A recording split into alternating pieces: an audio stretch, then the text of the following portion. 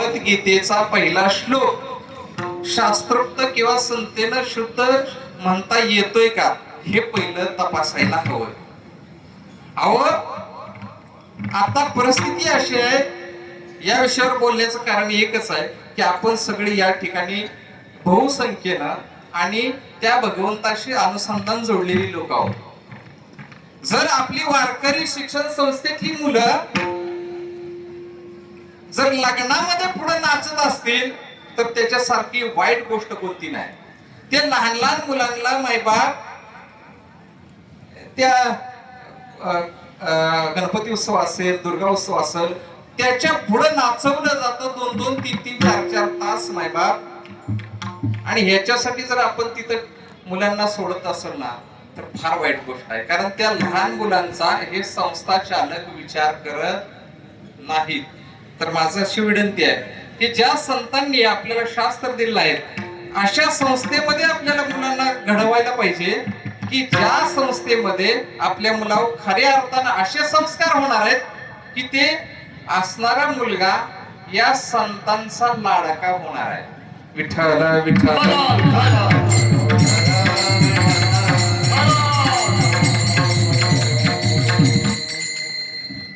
या अभंगामध्ये पहिला शब्द वापरला लाडकी लेक. आता तसं बघायला गेलं तर श्री संत तुकाराम महाराज असताना पुरुष पण स्वतःला काय म्हणून घेतात, लेक म्हणून घेतात, म्हणजेच एक स्त्री म्हणून घेतात. याचं काय कारण असेल बारकाव्याने जर विचार केला तर ते हे बोलणं वाक्याचे प्रकार 4 सांगितले बघा. शब्दार्थ, लक्षार्थ, व्यंगार्थ आणि गौणी वृत्ती या 4 प्रकारे आपण एखाद्या वाक्याचं त्याचा अर्थ लावू शकतो. आता हे शब्दार्थाला जुळतं का तर नाही, मुळीच जुळत नाही. का तर पुरुष आहेत, श्री संत तुकोबर आहे आणि स्वतःला लेक म्हणून घेतात, तर मुलगी म्हणून घेतात. मग हे व्यंगार्थाला जुळतं का तर नाही जुळत, कारण ह्याच्यामध्ये व्यंग असा कुठला दाखवलेलाच नाही. मग हे जुळतं कुठं तर हे जुळतं गौणी वृत्तीला, की जे दाखवायचं आहे बाबा मी आहे पण मला भाव सांगायचे दुसरा. या वाक्यामध्ये किंवा या चरणामध्ये जो भाव सांगितलेला आहे ना तो मायबाप गोपी भाव आहे. विठ्ठल विठ्ठल.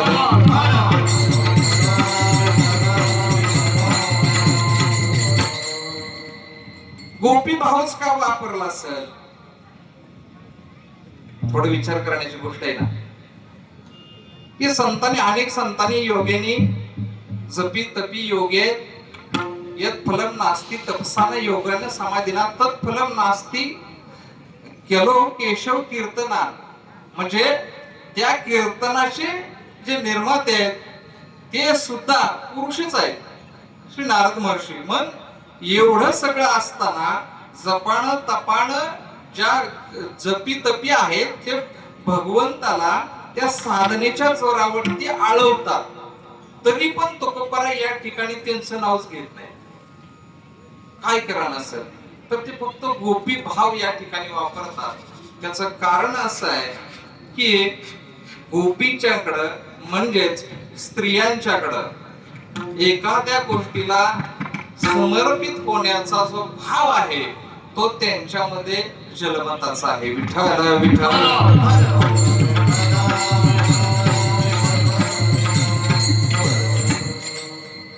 कारण काय माहितीये का, भक्ती मुळात अशी आहे की भक्तीची व्याख्या नारद महर्षीने अशी केली की ज्या वेळेला आपल्या मनाची अवस्था भगवंताला ज्यावेळेस भगवंताचा विसर पडेल आपल्याला आणि त्या भगवंताचा त्या भगवान परमात्माचा विसर पडल्यानंतर जे आपल्या चित्ताची जी अवस्था होणार आहे आणि ती अवस्था झाल्यानंतर जे भगवंताला आपण समर्पण करणार आहेत त्यालाच भक्ती म्हटलं जातं. कारण झोपेतून जागा झाल्यानंतर किंवा स्वप्नातून जागा झाल्यानंतर जसं आपल्याला जागृतीला आल्यानंतर सगळं जग आहे हे भासमान होतं, तद्वत आपल्याला या ठिकाणी ज्या वेळेला चित्ताची ती अवस्था होते बघा, आपण सहज चाललेलो आहे. आता इथं जर कोणी अनुग्रहित असतील, नामधारक असतील, तर आपण चालत चालत चालत किंवा आपण गप्पा मारत बसलेलो आहे आणि अचानक आपल्याला गुरुनी केलेला जो बोध आहे त्याचं आपल्याला स्मरण व्हावं आणि ते स्मरण झाल्यानंतर, त्या नामाचं स्मरण झाल्यानंतर जो चित्ताला जो आनंद मिळतो ना, आता हे ज्यांनी नामस्मरण म्हणजे ज्यांनी गुरु सद्गुरु केलेले आहेत, ज्यांनी जे नामधारक आहेत त्यांच्या लक्षात येईल बघा. आपण चालत चालत बोलत, कारण काळ वेळ नाम लागतच नाही, काळ वेळ नाम घ्यायला कुठेही काही लागत नाही. तुम्ही कुठं बसलाय काय काही घेणं ते नाही. मग त्याच्यामध्ये ज्यावेळेस आपल्याला अचानक आपल्याला त्या नामाचं स्मरण होतं, त्यावेळेस जो चित्ताला जो आनंद होतो तो या ठिकाणी गोपीच्या मध्ये असतो, असं या ठिकाणी श्री सद्गुरु संत तुकोबराय सांगतात. का तर त्याचं कारण असं आहे, जो स्त्रियांच्याकडे ना एक नॅचरली एक भाव आहे. कोणता भाव आहे तर ते एखाद्या गोष्टीमध्ये लगेच समर्पित होतात. बरोबर आहे ना? म्हणजे जसं आता इथे या ठिकाणी सर्व माता भगिनी आलेले आहेत. आल्या आल्या पहिले काय करतील माता भगिनी, जातील दर्शन घेतील, नाही दर्शन भेटलं येतील, लगेच इथं बसतील, शांत होतील, हा कीर्तनात मग्न होतील. तसं आमचं आहे का पुरुष मंडळीचं? आले आले पहिले इकडं तिकडं पाहतील, याला अजून लोकच आली नाही वाटतं, अरे ह्या मुशाला जरा गर्दी कमीच दिसते, अशा चौकशा करतील. आता दर्शन घ्यायचं का, नंतर घेऊ का, अजून बघतील मग कोण जोडीदार आलाय का, आणि मग येऊन बसतील, आता बोलाच्या कीर्तन जमल का. हे पुरुषांचे विचार आहेत बर का. मग त्याच्यामध्ये काय असेल तर थोडीशी एक्स्ट्रा एनर्जी ते लावतील आणि मग सगळं झाल्यानंतर मग कीर्तनात बसतील. आणि ते पण बसल्यानंतर मग हजार विचार डोक्यात राहतील आणि मग शेवटी कीर्तन संपत आल्यानंतर मग ते कीर्तनात येतील. हा पुरुषांचा भाव आहे. विठ्ठल विठ्ठल.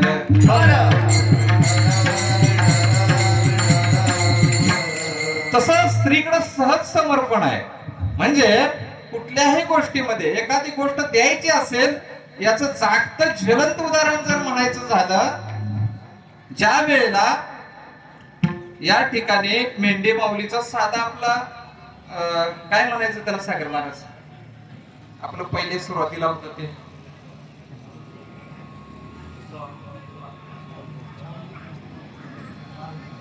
पाहिलं होतं आहे ना, साधं पाहिलं होतं. आणि त्यावेळेला सर्वांच्या मनामध्ये संकल्पना आली की या ठिकाणी मामांचं मंदिर व्हावं, येणाऱ्या सर्व भक्तांसाठी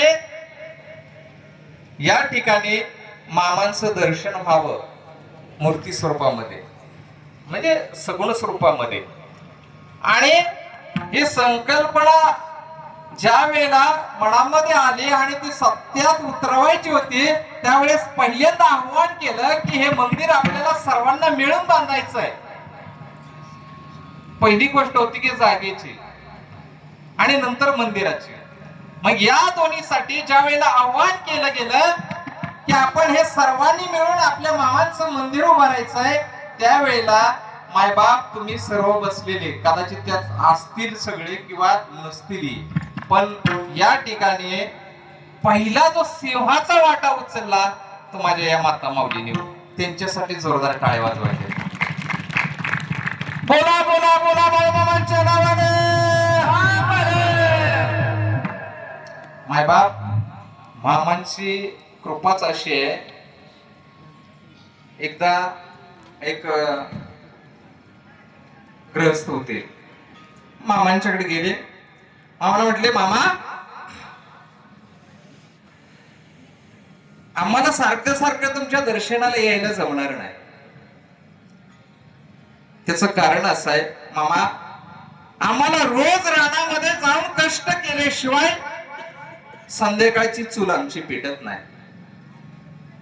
आणि उद्गार मामाने कानावरती ऐक पडल्यानंतर त्यावेळेला मामा म्हटले, अरे कष्टासारखं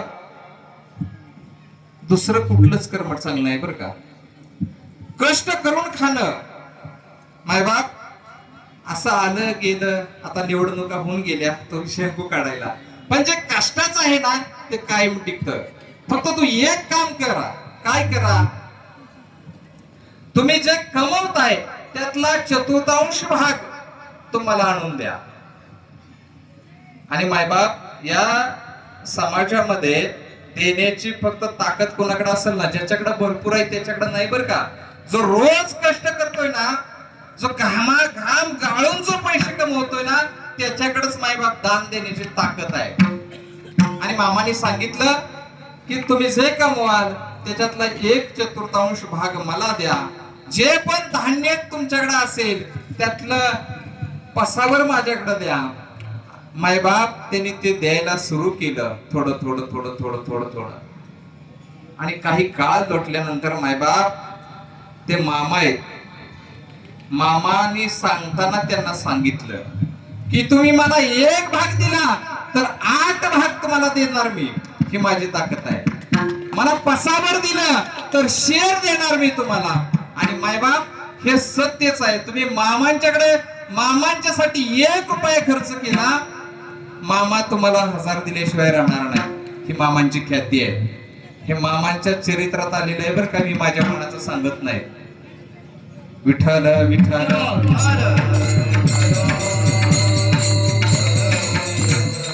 मग ह्या सर्व येणाऱ्या इथं माय माऊलीने मायबाप 1 रुपया या ठिकाणी त्या उपर्ण फंडामध्ये टाकून या ठिकाणी आपण हे मामांचं भव्य दिव्य मंदिर उभा केलेलं आहे. मायबाप मला इथं आलेल्या किंवा पहिल्या अमावस्येपासून इथं येत असणाऱ्याने कुणी हात वर करून सांगावं की या ठिकाणी मी मामांच्या सेवेसाठी येते आणि माझ्या घरी एक दिवस चूल नाही पेटली. आहे का कोणी तर? असेल तर हात वर करा. आहे का कोण? असणं शक्यच नाही बाप, कारण जगाचे मालक आहेत, मायबाप आहे जगाचे. विठ्ठल विठ्ठल.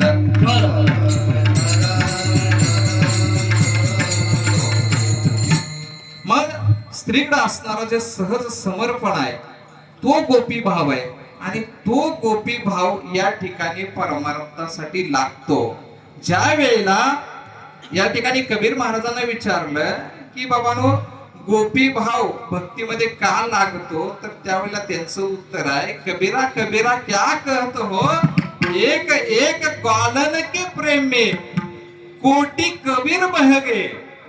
म्हणजे एका एका गोपिकाच्या त्या भगवंता प्रती असणाऱ्या समर्पणानं भक्तीमध्ये कोटी कबीर वाहून जातील. एवढं श्रेष्ठ या ठिकाणी गोपींचं प्रेम आहे मायबाप. धन्य बाया ऐशा नारी,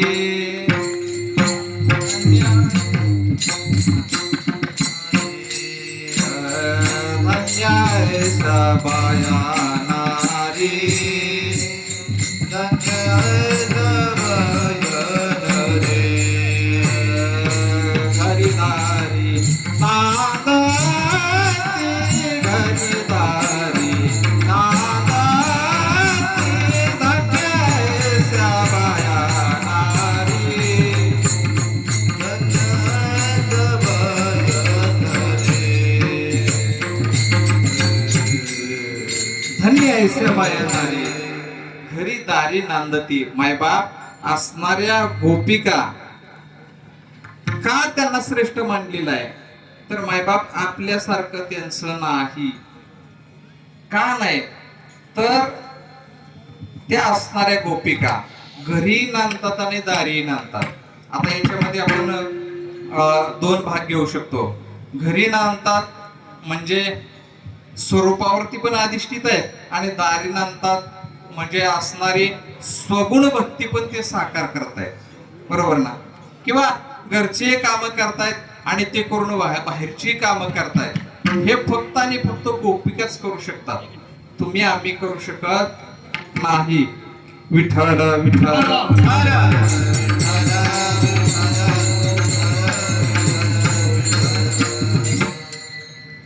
कारण असं आहे,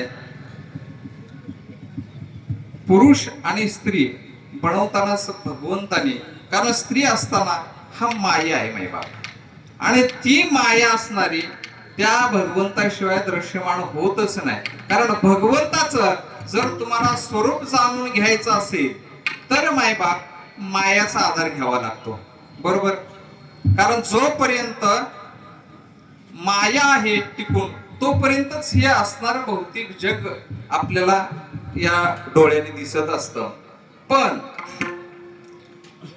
याच्यामध्ये हे जे दृश्य म्हणणार आहे मायाच्या अधीन असणारं जे हे पूर्ण ब्रह्मांड आहे त्याच्यामध्ये असणारा भगवंताचा जे निर्गुण निराकार असणारं रूप आहे ते सगुण साकार ते दिसण्यासाठी या ठिकाणी मायेची गरज आहे. आणि ते माया या ठिकाणी गोपी भावामध्ये या ठिकाणी आहे. विठ्ठल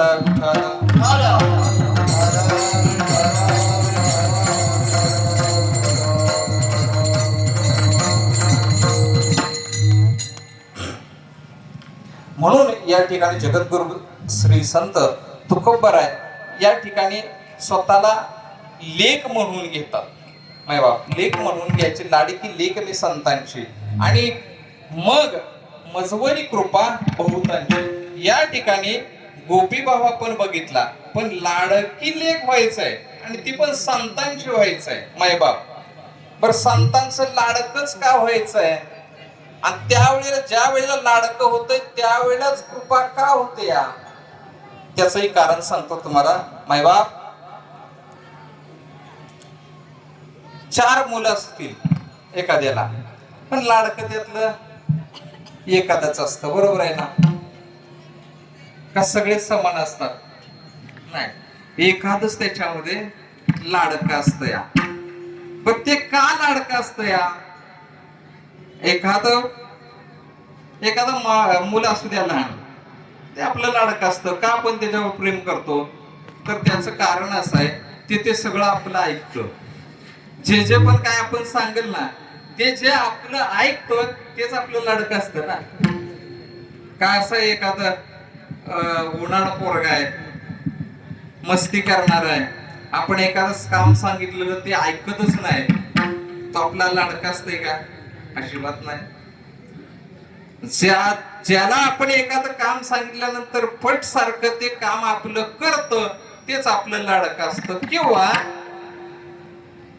जे आपल्याला हवं नवं जो मुलगा पुरवतो तो एक मुलगा लाडका असतो. बरोबर आहे. मग या ठिकाणी श्री संत तुकोबराय लाडक स्वतःला करून घेण्यासाठी या ठिकाणी प्रयत्न केलेला आहे त्यांनी. बरं संतांचं लाडकं होणं आणि व्यवहारातलं लाडकं होणं वेगळं आहे. बरोबर आहे ना. व्यवहारामध्ये एखादी परिस्थिती समोरच्याला असणारी परिस्थिती अनुकूल आपण करून दिली की त्याचा आपण लाडकं होऊ किंवा तो आपल्यावरती प्रेम करेल. पण परमार्थामध्ये तसं नाही. परमार्थामध्ये जर लाडकं व्हायचं असेल मायबाप त्याच्यासाठी फार कष्ट करावे लागतात. यम नियम आसन ध्यान धारणा तिकडे तर जायलाच नको. पण भक्तीच्या सूत्रात जरी गेलं तरी मायबाप भक्ती ही सुरळावरची पोळी मानली जाते. त्याचं कारणच असं आहे भक्ती एवढी सूक्ष्म आहे. आपण दिव्यातली वात असते की नाही दिव्यातली वात त्या हातानच वर ओढतो ना. कशाने ओढतो. चिमटा घेतो हाताने ओढतो ना. हाताने वरती ओढतो ना. हाताने वरती ओढल्यानंतर त्या हाताला आपल्या तेल लागलेलं असतं. ते तेल कुठं पुसतो आपण. बोला मराठी समजतंय का. ते तेल कुठं पुसतो आपण डोक्याला. बरोबर आहे. जिथं आपण ते तेल डोक्याला पुसलं तिथं आपण ते केलेली सगळी भक्ती पूर्ण क्षीण होते म्हणजे संपून जाते असं शास्त्र सांगतं. बरं का आजपासून लक्षात ठेवा. अजिबात वात वरती घेतल्यानंतर डोक्याला तेल पुसायचं नाही. विठ्ठल विठ्ठल.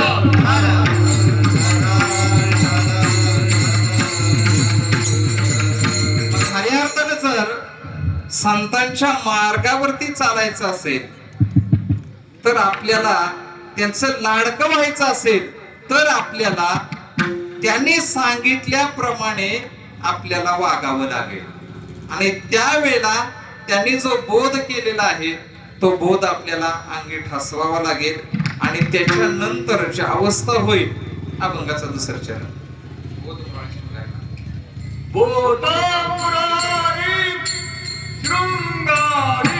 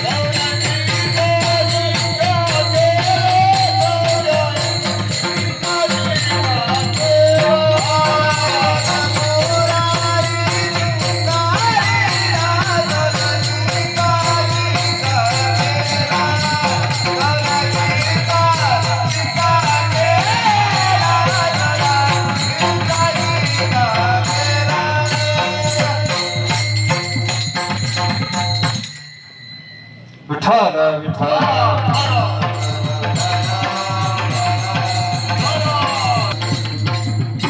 बोध मुरारी शृंगारीला 84चा शिक्का केला.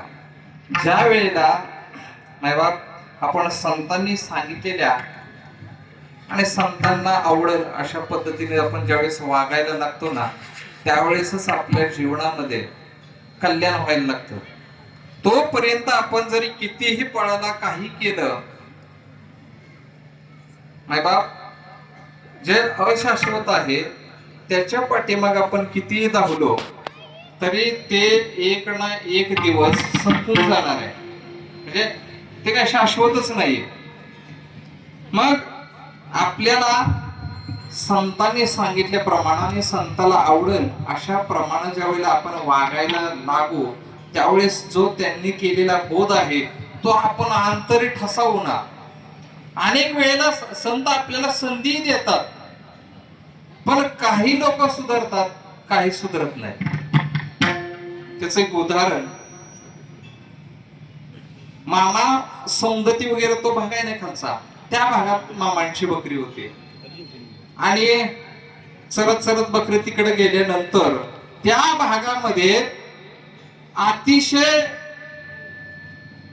जर आपण डेंजर म्हणतो ना, खतरनाक अशी एक चोरांची टोळी होती.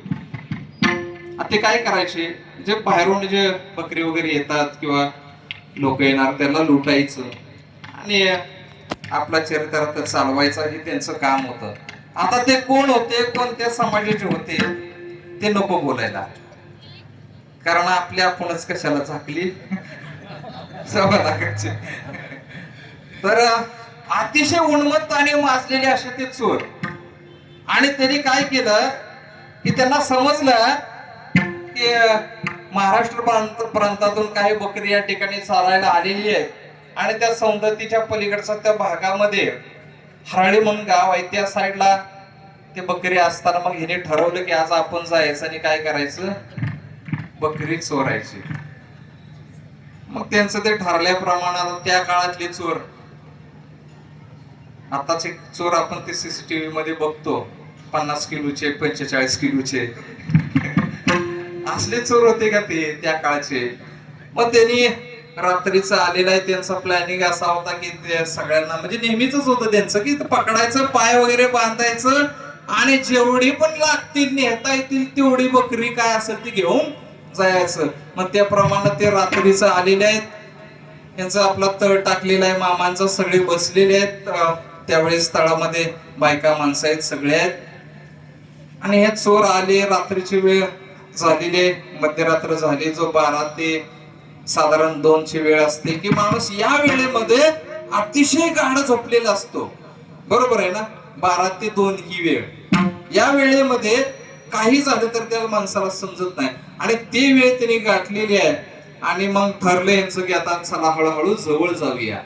मग ते हळूहळू बकऱ्याच्या जवळ जायला लागले, तर समोर बकरी त्यांना दिसतायत. मग हे जसं चालतील तशी बकरी पुढे चालली, हे जसे चालतील तसे बकरी पुढे चालले.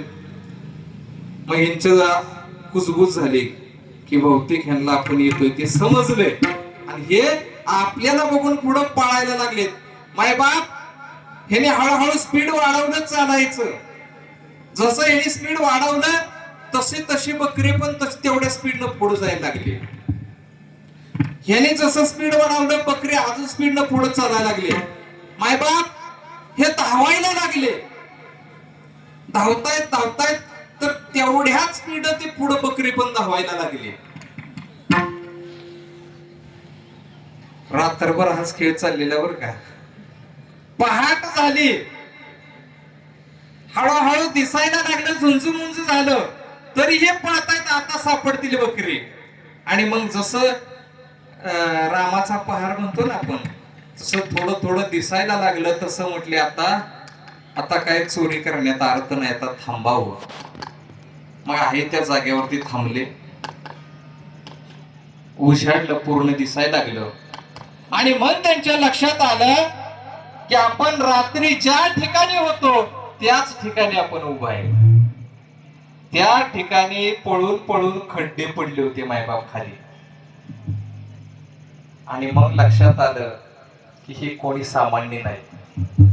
आणि त्यांच्यातला एक जो मोरक्या होता थोडा विचार केला, म्हटले की काहीतरी पण कोणतरी या ठिकाणी सत्पुरुष आहेत, आपण जाऊन भेटलं पाहिजे.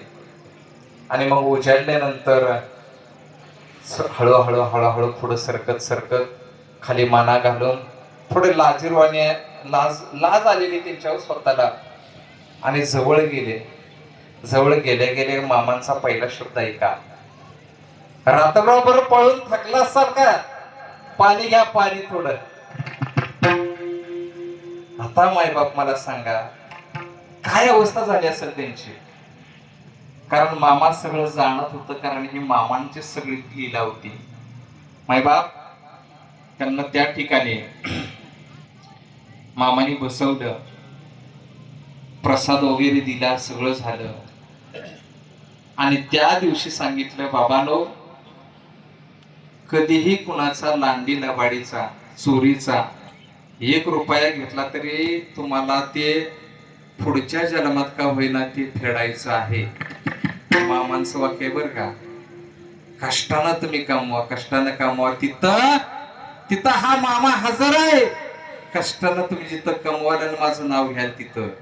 मायबाप त्या वेळेला त्यातल्या त्या मोरक्याने सांगितलं की मामा फक्त एकदा आमच्या काय करा, तुम्ही गावाला या. मामा म्हटले आता माझ्या हडकं येतील. बराच काळ लोटला, मामांची समाधी झाली. आणि समाधी झाल्यानंतर 7 वर्षानंतर परत बकरी त्या ठिकाणी गेली होती. आणि तिथं गेल्यानंतर बरोबर त्याच्या दारामध्ये मामाने त्या ठिकाणी म्हणजे एक बकरीने तिथं प्राण सोडला. आणि मग त्याला आठवलं की मामा म्हटलेली माझ्या हाडकं येतील. मायबाप डसा डसा रडला आणि त्याच ठिकाणी त्यांनी समाधी बनवली. ज्या ज्या ठिकाणी मायबाप आज या ठिकाणी मेंढी माऊली आहेत. बरेच जण म्हणतात तिकडे मेंढीच्या समाधीकडे जाताय तुम्ही. आमच्यासाठी साक्षात मायबाप मामा आहेत ते. कारण मामांचं प्रमाण आहे, ग्रंथामध्ये मामांचा उल्लेख आहे या गोष्टीचा. म्हणून आम्ही इथं या ठिकाणी त्यांना मामाच म्हणतो. मग अशा पद्धतीनं मामाने काही जणाला असाही बोध करून मायबाप सतमार्गावरती आणलेला आहे. विठ्ठल विठ्ठल.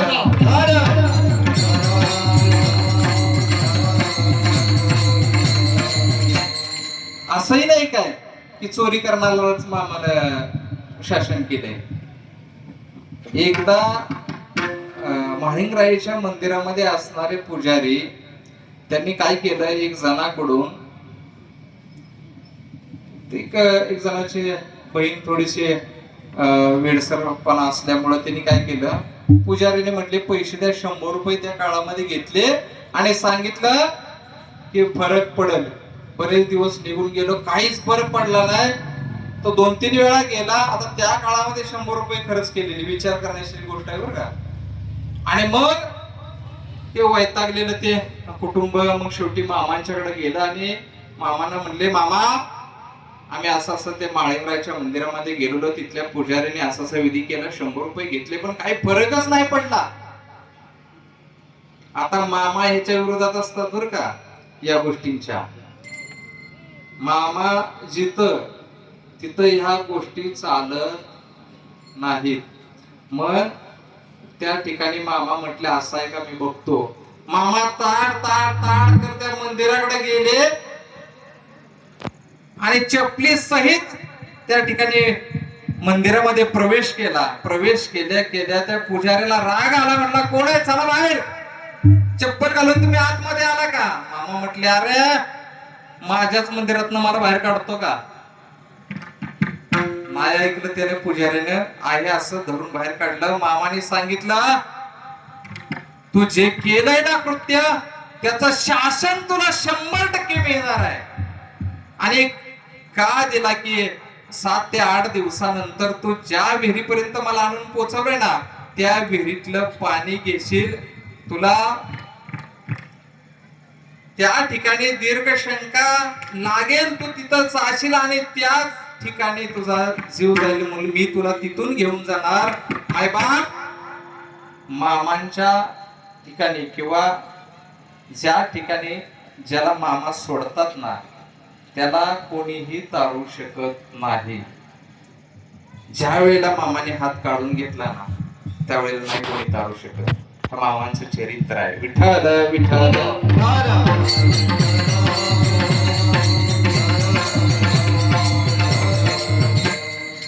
म्हणून मामा सतत सांगतात की मी ज्याच्यासाठी आहे त्याच्यासाठी आहेच आणि ज्याच्यासाठी नाही त्याच्यासाठी नाहीच. मायबाप इथं आपण गेली 5 वर्ष झाले आपण इथे येतोय. असे आज भव्य दिव्य असं या ठिकाणी मामांचं मंदिर उभा राहिले. बरोबर आहे की नाही. मामांच्या या ठिकाणी सेवेला आल्यानंतर फक्त सेवा म्हणूनच सेवा केली तरच त्याचं फळ भेटणार आहे. मामांच्या मनामध्ये आलं ना एका सेकंदामध्ये की नाही हा चुकीचा आहे, कारण मामांच्याकडे चुकीला माफी नाही आणि मामांचं खाणाऱ्याला तर अजिबात क्षमा नाही. मामांच्या चरित्रामध्ये आलेलं उदाहरण सांगतो. आदमापूर पासून मुरगुड काहीतरी गाव आहे ना बाजूला. आदमापूर मध्ये मामा तिथं होते आणि मामाने एक जणाला सांगितलं अरे तू निघाला ना मुरगुडला तर माझं एवढं थोडस बाजार आहे तेवढा तू घेऊन ये. मग ठीक आहे, त्याने पैसे घेतले ते आणि गेला, बाजार घेतला. जे काय मामांना जिन्नस लागायचे होत्या, वस्तू लागायच्या होत्या त्या सागर महाराज त्या व्यक्तीने घेतल्या, खरेदी केला. राहिलेल्या पैशामध्ये हॉटेलमध्ये गेला, नाश्ता केला आणि त्याच पैशामधून एक माचीस आणि बिडीचं गड्डी घेतली. बिडीच्या गड्डी, बिडी माहिती ना सर्वांना. नाही आम्हाला माहित नव्हती म्हणून विचारलं. तर ती बिडीची गड्डी घेतली, त्यांनी काय केलं माहितीये का, ती बिडीची गड्डी आणि काळी पेटी, त्या पहिले फेटे असायचे, पहिल्या पाटलांचे बघा असे पेटे बिटे असायचे, मिशा असायच्या. आता आम्ही त्याला अपवाद आहे बरं का, आत्ताचे पाटील. विठ्ठल विठ्ठल.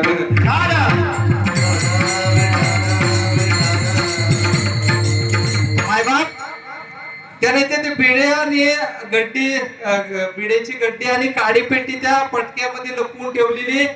तो आला बसला, मामाने विचारला हा किती रुपये, काय म्हणला हा मामा एवढ्या एवढ्या वस्तू आणल्या, मग काय शिल्लक नाही म्हणले, काय शिल्लक नाही, सगळं बाजाराला गेलं. शांतपणे ऐका बरं का मी काय म्हणतोय. मामा म्हटले बर ठीक आहे असू दे, प्रसाद वगैरे झालं, सगळं घेतलं.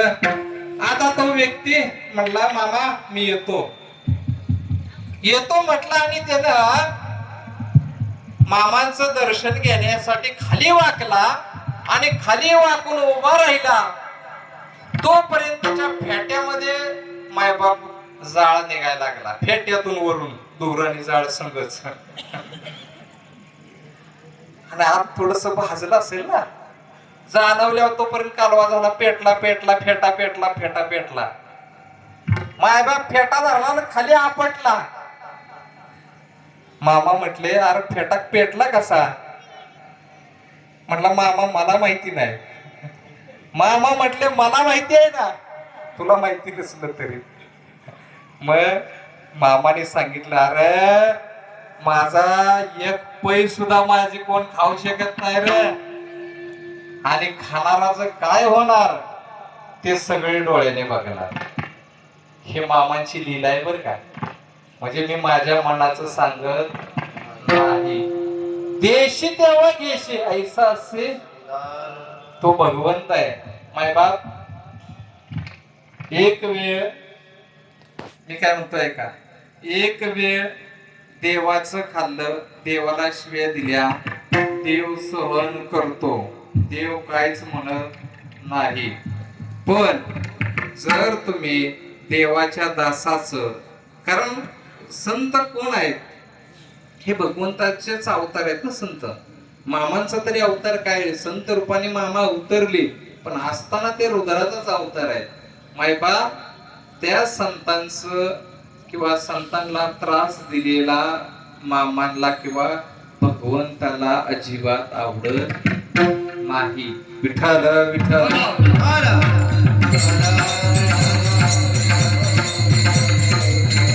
मग तो असणारा बोध, ज्या वेळेस बोध मोराळे शृंगारला आणि 84चा शिक्का केला, 84चा शिक्का म्हणजेच या असणाऱ्या 84 लक्ष योनी, 84 लक्ष योनीचा फेरा ज्यावेळेस फिरायचा आणि त्याच्यानंतर या आपल्याला मानव देह मिळणार.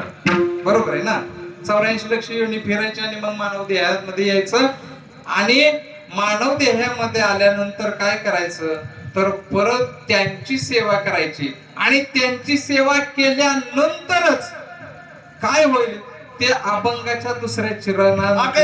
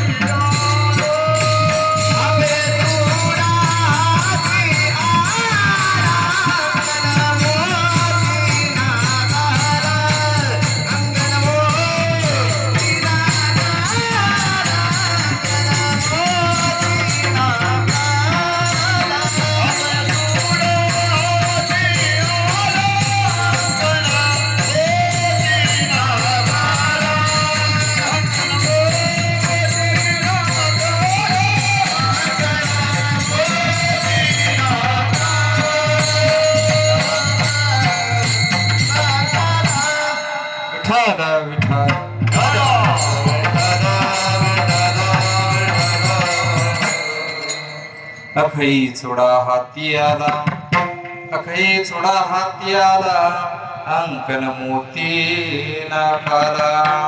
माय बाप, ज्या वेळेला संतांनी केलेला बोध आहे त्या बोधावरती आपण चालणार आहे, त्यावेळेस आपल्याकडे अक्षयत्व असणारा चुडा, म्हणजेच न नासणारा न संपणारा जे अक्षय आहे ते आपल्याला त्या वेळेला प्राप्त होत असतं. काय बाबा, आता काय होतं माहितीये का, आपण या कलियुगामध्ये खरं कोणाला म्हणायचं आणि खोटं कोणाला म्हणायचं हेच कळत नाही मुळात.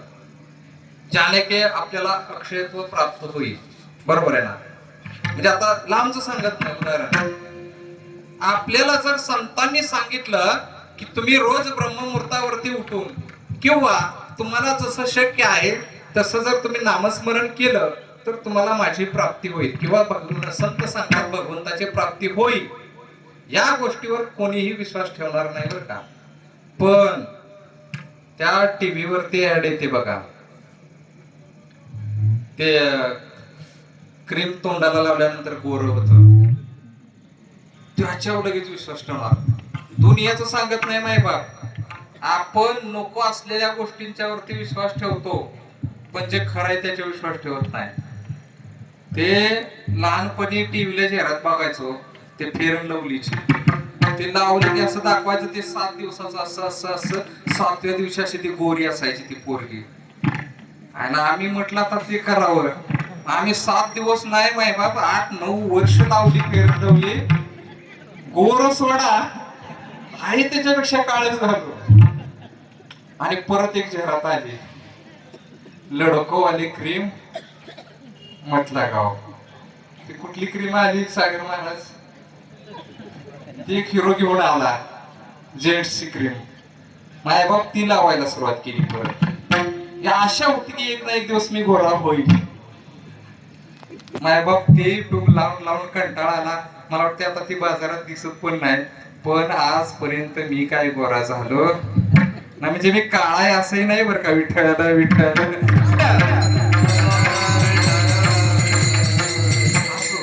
आपण अशा गोष्टींच्या वरती विश्वास ठेवतोय, परंतु ज्याच्यामुळं आपल्याला अक्षयत्व प्राप्त होणार आहे, चंद्र सूर्य तारा असेपर्यंत ज्याच्यामुळं आपलं नाव अबाधित राहणार आहे, असं आपण संतांनी बोध करून सुद्धा त्यांचं ऐकत नाही. त्याच्यासाठी आपल्याला एकच गोष्ट व्हावी लागते, काय तर आपल्याला लागतो पुरावा प्रमाण. तुम्हाला सांगू का, डॉक्टर म्हणजे एक प्रकारे क्लास 1 अधिकारीपेक्षा उच्च शिक्षित म्हटलं जातं, कारण डॉक्टरांचे ते शिक्षण आणि सगळ्या गोष्टी त्याप्रमाणे ते एक विशिष्ट मान सन्मान आपण समाजामध्ये देत असतो त्यांना, बरोबर आहे ना. डॉक्टर म्हणजे आपण बऱ्यापैकी असं म्हणतो की नास्तिक असतात, आणि MD डॉक्टर वगैरे असेल तर त्या कॅटेगरीमध्ये आपण बसवतो. माय बाप, सत्य घडलेली घटना आमच्या बाबतीतची सांगतोय बरं का. मामांचा अनुभव म्हणजे आपण चरित्र आम्ही मामांच्या ग्रंथामध्ये वाचतोय, अनुभव ऐकतोय, हा वेगवेगळा, ते सत्यच आहे. पण आमच्या बाबतीमध्ये घडलेली घटना, श्री सद्गुरू संत बाळूमामा यांची या ठिकाणावरून दिंडी सोहळा आदमापूरला जातो. किती जण सहभागी होतात? आहेत का? हात वर करा. दिंडीत जाणारे आहेत बऱ्यापैकी. कामेरीला आपला एक कोणते मंदिर, ते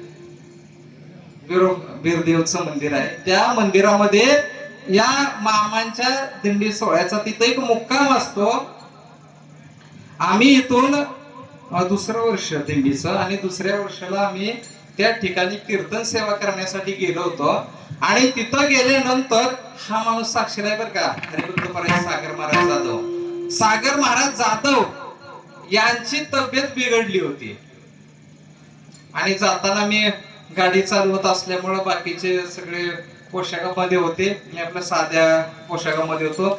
तर म्हटलं इकडे कीर्तन चालू करा, सागर महाराजांना घेऊन मी दवाखान्यामध्ये जातो. मायबाप हायवे क्रॉस केला, आणि हायवेच्या खालच्या बाजूला आल्यानंतर आता मला त्या डॉक्टरांचं नाव आठवत नाही बरं का, पण ते हॉस्पिटल मला माहिती आहे.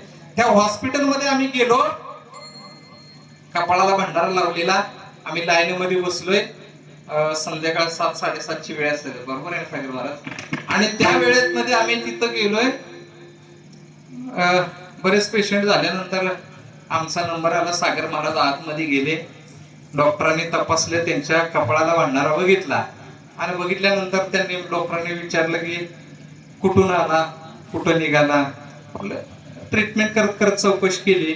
आणि मग सागर महाराजांनी सांगितलं की बाबा आम्ही असं असं विसार श्री क्षेत्र बोबडेवाडी विसापूर इथून तिथं मामांचं मोठं मंदिर आहे आणि तिथून आम्ही आदमापूरला ही दिंडी सोहळा घेऊन निघालेलो आहे, त्याच्यामध्ये आहे.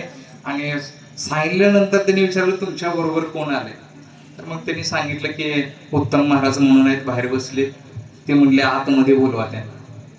मायबाप बाहेर पेशंट कमीत कमी 10च्या पुढे पेशंट बाहेर वेटिंगला बसलेले असतील.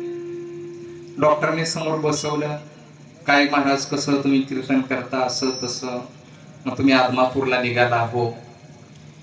आणि मग त्यांनी सांगायला सुरुवात केली, मायबाप आता लक्षपूर्वक ऐका, त्यांनी जे सांगितलं ते मी तुम्हाला सांगतोय.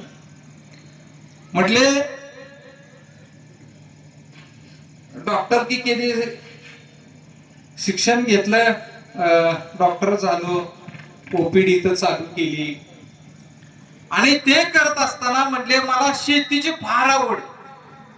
मग नदीच्या काठाला त्यांच्या पलीकडे क्षेत्र आहे, आय थिंक वाटते 10 एकर काय तरी सांगितलं असेल.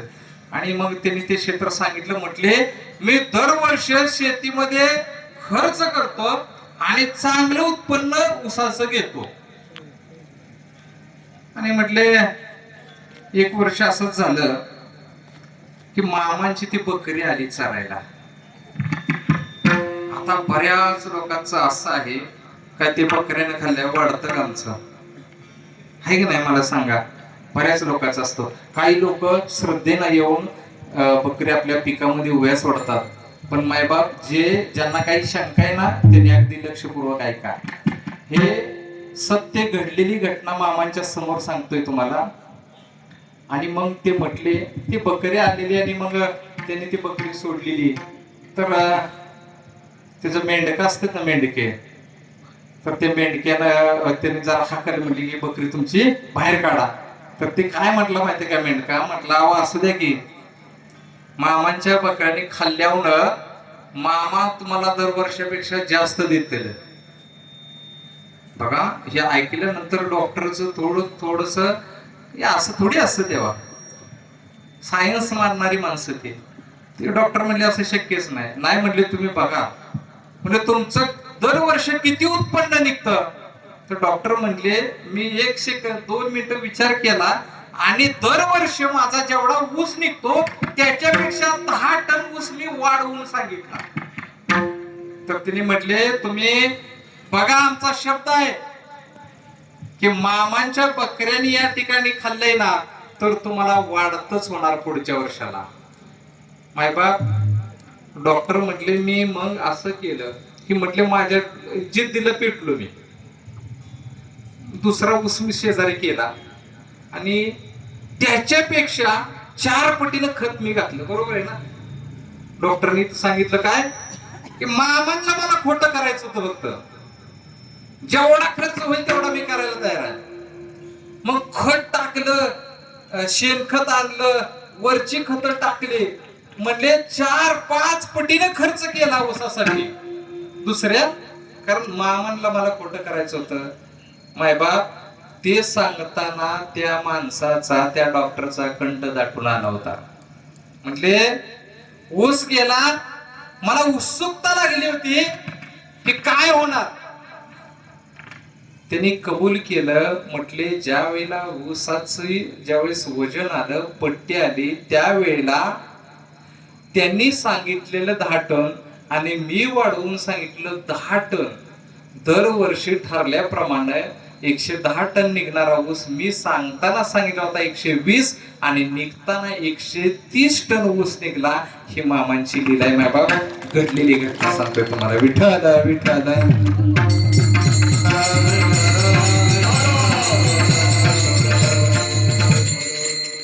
म्हणून मायबाप अनेकांना अनुभव आहे.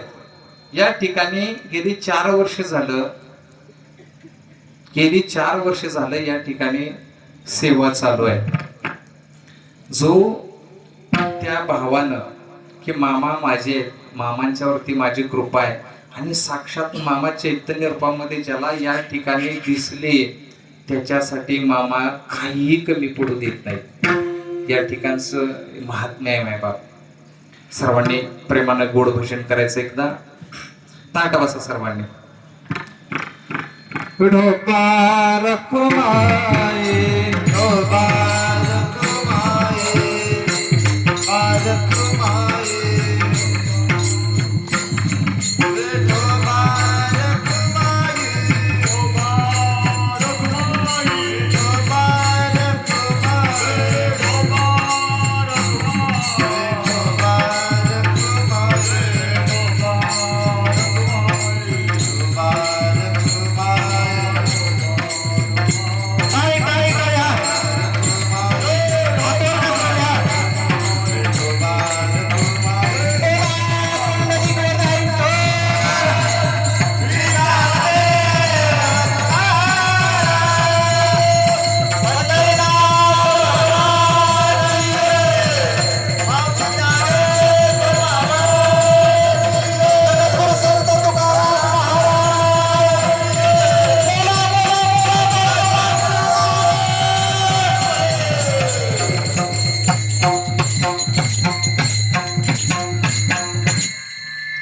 सर्वांना विनंती आहे.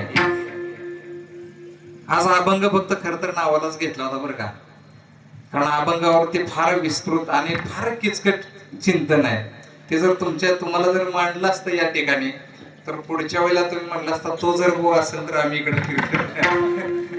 कारण सर्वांना माहिती आहे आपली चिंतनाची पद्धत, कारण तो चिंतन सोडून आपण त्याच्या बाहेर जात नाही. पण आज तसं फारच अवघड काम झालं. त्यातून साध्या पद्धतीने या ठिकाणी तुम्हाला त्याचा भावार्थ समजून सांगणं. खर तर मामांची सर्वांच्या वरती कृपा आहेच आणि अजून द्विगुणित व्हावी. आणि या ठिकाणी जो संतांचा बोध आहे, जे लाडाकी लेक या ठिकाणी जो भाव सांगितलाय त्या पद्धतीने आपण सर्वांनी या ठिकाणी सेवा करण्याचा प्रयत्न करा. आम्ही या ठिकाणी आल्यानंतर फार अनुभव घेतलेले आहेत. अजून सर्वांनी कित्येक अनुभव घेतले असतील. आणि या ठिकाणी मामा आहेतच, जिथं च प्रत्यय लागतो तिथं निश्चितता दर्शवली जाते. हे साधं सरळ व्याकरणाचं गणित आहे. त्यामुळं सर्वांना विनंती आहे की तुम्हाला काय पाहिजे, लौकिक हे मला पाहिजे, ह्याच्यासाठी मी आहे, सगळ्या गोष्टी सोडून द्या. इथं आल्यानंतर फक्त डोक्यामध्ये सेवा हा भाव ठेवा. बरोबर आहे ना? पण काय माहिती सागर महाराज, काय होतं काय कळत नाही.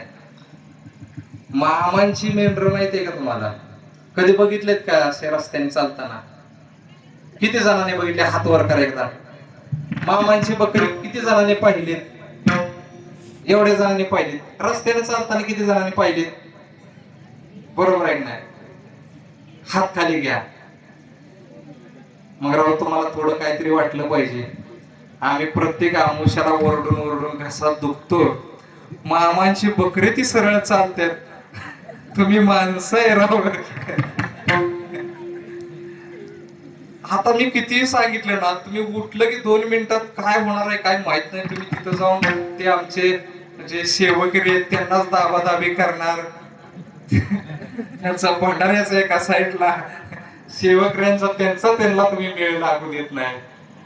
मायबाप, जेवढ्या शांततेत दर्शन घेता येईल तेवढ्या शांततेत घ्याल ना, त्यावेळेला मामांची कृपा होईल.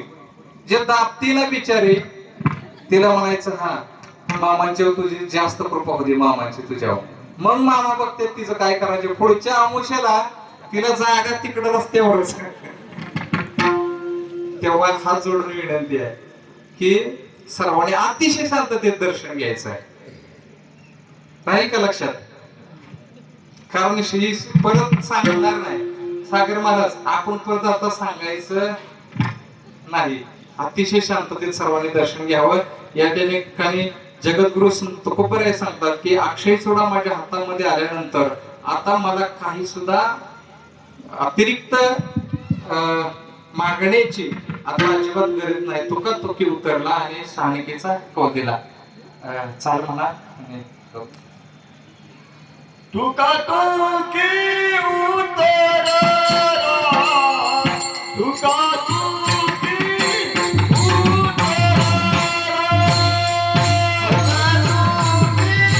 उतरला, तुका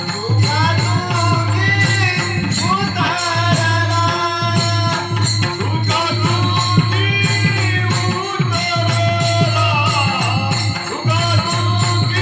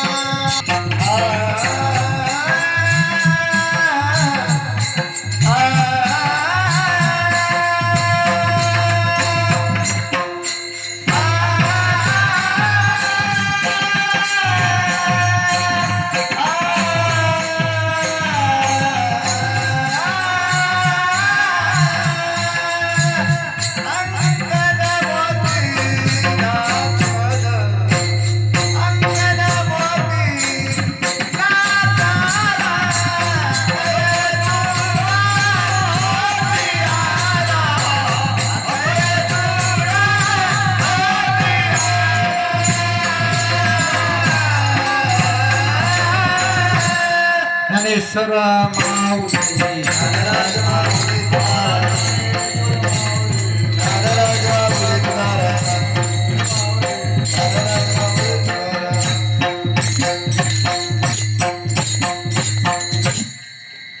या ठिकाणी अभंगाचा भावार्थ आपण पाहण्याचा प्रयत्न केला. आज या ठिकाणी कीर्तन रूपी सेवेसाठी उपस्थित सर्व आपल्या भागातील गुढीजन गायकवृंद, आमचे गणेशजी महाराज असतील, सागरजी महाराज, आमच्या गुरुस्थानी असणारे मोरे महाराज आणि आबा कापसे असतील, लक्ष्मणजी महाराज, त्याच्यानंतर आमचे पासनळीचे पवार महाराज असतील आणि सर्व उपस्थित गावकरी, आपले टाळकरी सर्व. आणि महत्वाचं म्हणजे जे आम्हाला फार मोठी अडचण होती बरं का, ती मामाने दूर केली.